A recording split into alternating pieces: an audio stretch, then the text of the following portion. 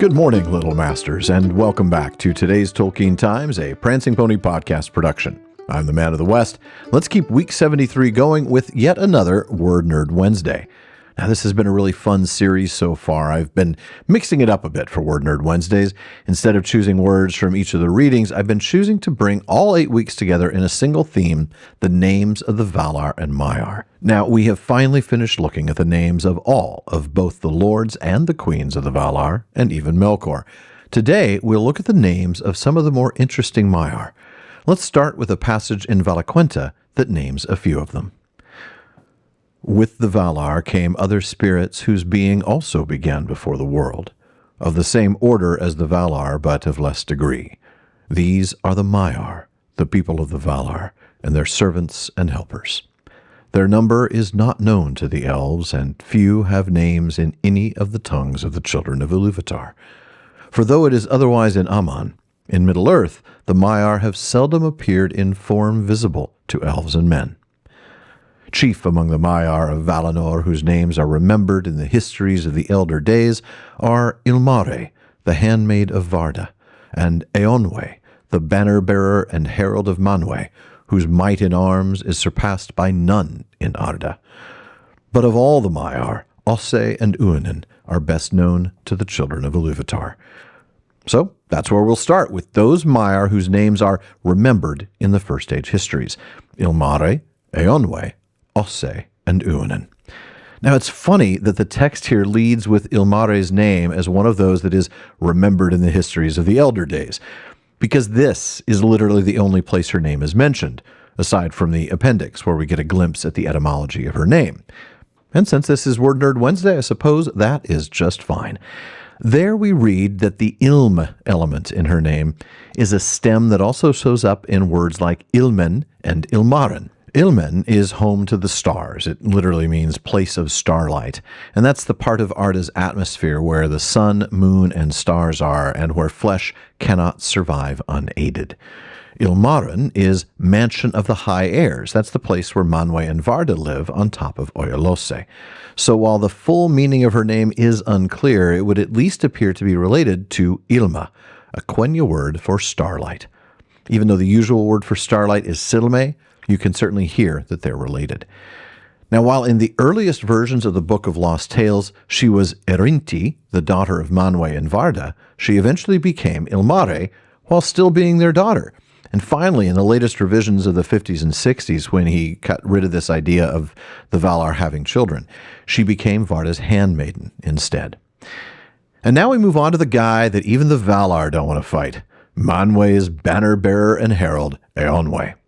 He was also the leader of the force of the Valar when they came to attack Morgoth at the end of the First Age. But this is a Word Nerd Wednesday, so let's look at his name. We'll start with the obvious bit first, the suffix we, W-E. It's an ancient name suffix that is usually but not always masculine, and we see it in names like Olwe, Finwë, Vronwe, and more. But the meaning of the initial element isn't clear at all. In earlier versions of the Lost Tales, he was Fionwe, the son of Manwë, and there the Fionn element was said to mean son. But by the time of the etymologies, it appears the Fionn element actually meant hawk, like the bird of prey. And interestingly, when he was still Fionwe, we read about an earlier version of the defeat of Morgoth at the end of the First Age. In the great battle when at last Fionwe, son of Manwë, overthrew Morgoth and Thangorodrim was broken, the Edain fought for the Valar, whereas other kindreds of men fought for Morgoth. His personal defeat of Morgoth even carried over after the name change. But the change in status from Manwë's son to Manwë's herald led Christopher Tolkien to, quote, doubt whether my father, had he ever returned to a real retelling of the story of the end of the elder days, would have retained Eonwe in so mighty and elemental a role. And that's why the published Silmarillion doesn't include the fact that he overthrew Morgoth. But in the Peoples of Middle-earth, Christopher acknowledges, there is, however, no evidence for this supposition, and I now believe it to have been a mistaken treatment of the original text.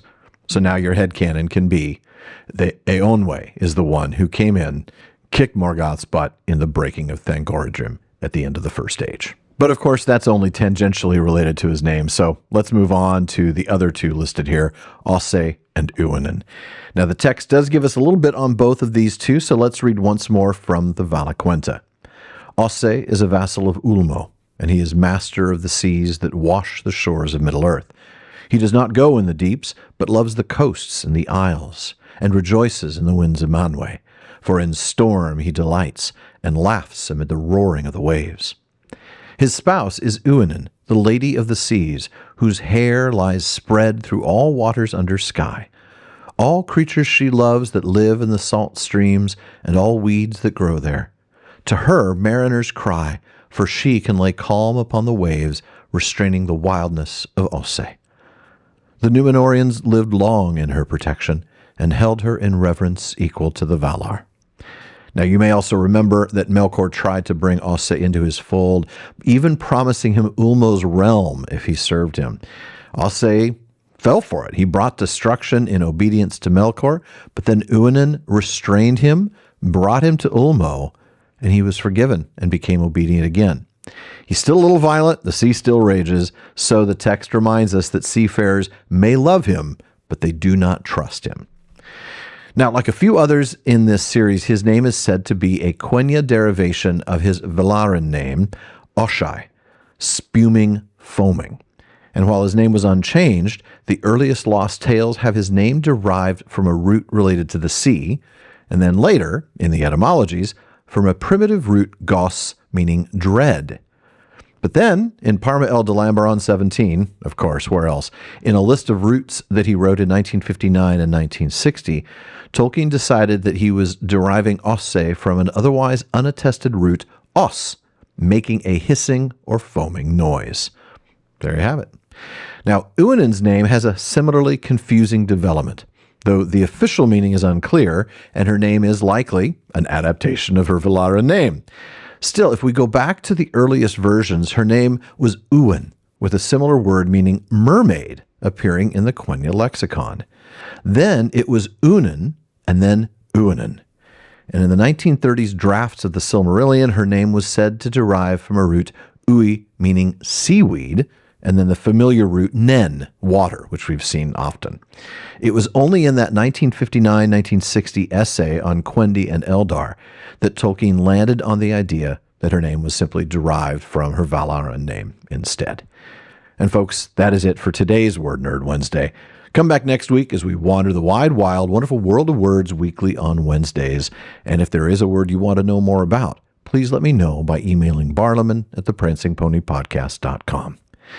Please visit patreon.com/Tolkien Times to learn how you can support the show, get an ad-free feed, a monthly hangout with me, a bonus weekly episode, and a lot more.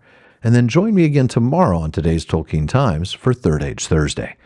Podcast listeners, please be sure to subscribe to the TTT in your podcast apps. For those on YouTube, subscribe to this channel to get all of the PPP productions, including the seasons of the Prancing Pony podcast, both seasons of the Rings of Power wrap-up, all the series of the TTT, and my new streaming project, PPP Plays. And be sure you're following @Prancing Pony Pod on Blue Sky, Twitter, Instagram, and TikTok, and simply The Prancing Pony Podcast on Facebook. Finally, as Faramir says, go with the goodwill of all good men.